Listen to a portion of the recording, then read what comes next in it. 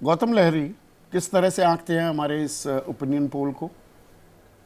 देखिए, अगर जैसे आपने सवाल पूछा कि ये इंडिया गठबंधन का मोर्चा बन रहा है कि नहीं, ना कि 2019 में जो स्थिति था उस स्थिति में अगर चुनाव हो रहा है।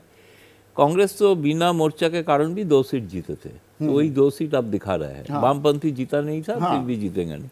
लेकिन ये बात सही है कि 2019 में दोनों का वोट प्रतिशत में करीब 4% का डिफरेंस था। ममता, मैं विधानसभा का बिल्कुल नहीं साथ में ला रहा हूँ। विधानसभा मैं मानता हूँ, विधानसभा लोकसभा अलग चुनाव है, उसका विधानसभा को ट्रांसलेट मैं लोकसभा में नहीं कर, जैसे लोगों ने किया था ना 161 सीटों में बीजेपी आगे थे, लेकिन आ गया 77 में। बंगाल में जनरली बाइनरी पॉलिटिक्स, जनरली आप तीसरी मोर्चा का जाएगा वहाँ पे बहुत ही कम है, इसलिए 40% वोट कांग्रेस जब थे, वामपंथी जब थे, अब बीजेपी, सबको 40%। हाँ, वही 39% वही मिलते हैं। तो इसलिए इसका ज़्यादा सिर्फ ये हो रहा है कि तृणमूल अपना वोट कैसे बढ़ा सकता है, क्योंकि बीजेपी का जो जनाधार है सबसे खराब, जैसे रागी जी भी मानेंगे, आज देश में सबसे दुर्बल वीक ऑर्गेनाइजेशन बंगाल में है बीजेपी का। इतना ज़्यादा गुटबाजी है, बार बार संगठन में उसकी तरफ ध्यान नहीं दिया गया, which is very unlike BJP. Very unlike. BJP cost correction में माहिर है। हाँ, इसलिए देखिए, ये तो माना जाता है कि शायद बीजेपी का टारगेट में बंगाल अभी नहीं है, फिर अगला विधानसभा में देखेंगे। जो है अभी गढ़ बचाना, किला बचाना नहीं, पर यहां पर देखिए एक बात और हो जाती है गौतम लहरी साहब, 4 राज्यों के बारे में तमाम जानकार विश्लेषक आप जैसे, विनोद अग्निहोत्री जैसे, वो कहते हैं जो ये स्विंग स्टेट्स अगर हम कहें 2024 के चुनाव तय करेंगे, पश्चिम बंगाल, बिहार, महाराष्ट्र और कर्नाटक।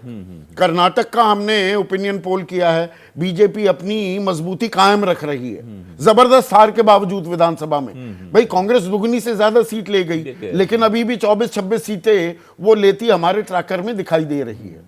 पश्चिम बंगाल में बराबर की स्थिति है।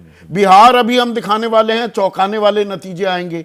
महाराष्ट्र जो हमने दिखाया, जो बीजेपी एनडीए गठबंधन 42 सीटें ले गया था, वो 20 पर, आधे से भी कम में आता दिखाई दे रहा है। तो ये स्विंग स्टेट्स बहुत इंपॉर्टेंट हो जाते हैं, और उसमें पश्चिम बंगाल भी है। पश्चिम में 18 सीट बीजेपी के लिए, क्योंकि उसका पिछला 14 में से 2 मिला था। यस, 2 से 18 होना निश्चित तौर पे बीजेपी का जो संख्या वो 300 का पार किया।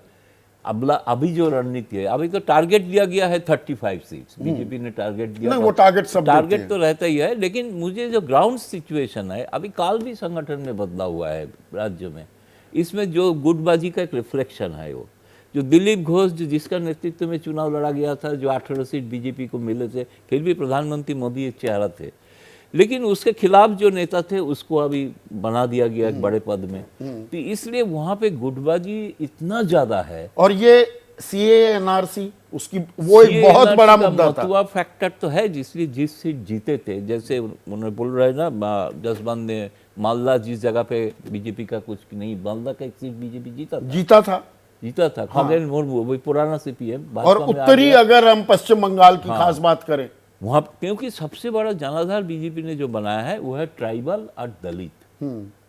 इसी कारण एक हो सकता है कि ममता बनर्जी मल्लिकार्जुन खड़गे का नाम आगे ला रहा है।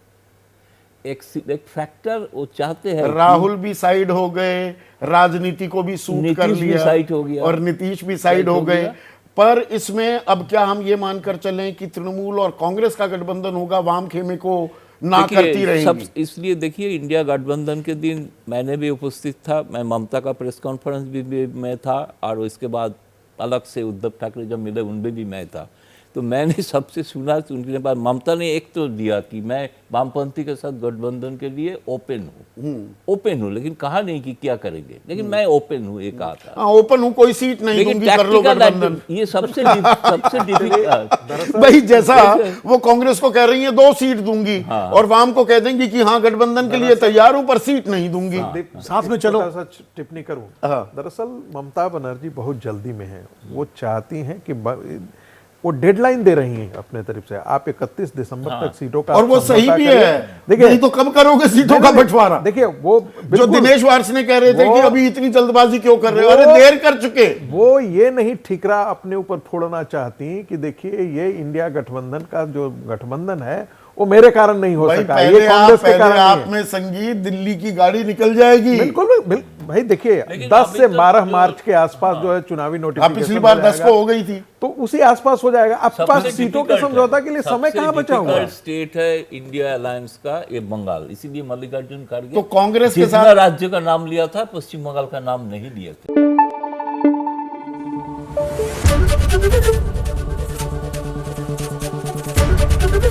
एबीपी न्यूज आपको रखे आगे।